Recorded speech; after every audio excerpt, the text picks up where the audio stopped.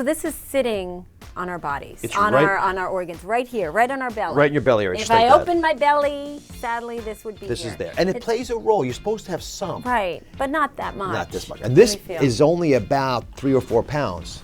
So normally you'll have 10 times that amount if you're 30 pounds overweight. That's, like this. So that big protuberant belly that you're wandering around with, it feels sort of tense, it's because you've got this squeezed in there and creating this inflammatory mass. Now this fat comes alive. This fat literally begins to create hormones. This fat, because it's creating those hormones, will cause you to lose your libido, to start losing muscle mass. It'll start increasing the chance that you have cancer because it's releasing estrogen hormones.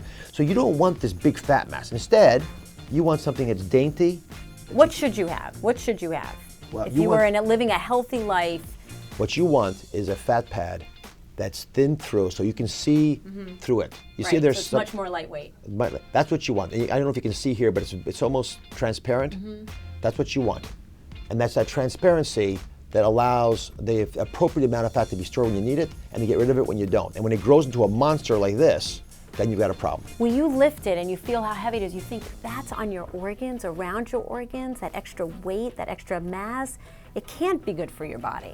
It's progressively recognized as the #1 reversible cause of morbidity and mortality in America.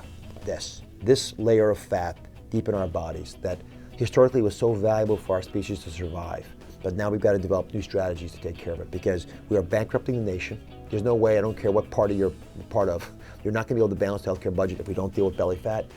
It causes people to lose their quality of life. It causes cancers and heart disease. So many of the medications we give are given because of this. If we can just figure out how to get rid of belly fat, which is primarily what we're talking about all week on the show, well, guess what? All those problems begin to melt away. You can get rid of probably 80% of diabetes, if not totally, at least reduce the significance of the medications you're taking. You can help most people who have cholesterol. Probably the best way to reduce your blood pressure is getting rid of this belly fat. So as a doctor, I want you to look good and sexy, but I want this gone primarily. How important is it for everyone to see it? Like, what an impact does it have when people see what they're talking about when they see the belly fat? You get grossed out and you think that could not be good for me to have that in my body. You know, the #1 thing I focus on the show is motivation. I can throw the facts at you. I can give you 10 ways to lose this fat right now, but you won't care unless you've seen the fat. And when you realize this is in you, and again, on average, 10 times more than this is rolling around inside of our bodies right now from people can hear my voice, they've got this fat in them. When you recognize this is part of you, all of a sudden those steps, they're real. You want to take them. You want to take action. How often do people come up to you and say, Dr. Oz, when I saw that, I went right to the gym, or I went right to the grocery store and bought all the things you said I should get? The 2 most common comments I hear are first that the omentum fat, this belly fat, woke them up to the reality of what they're doing to their bodies.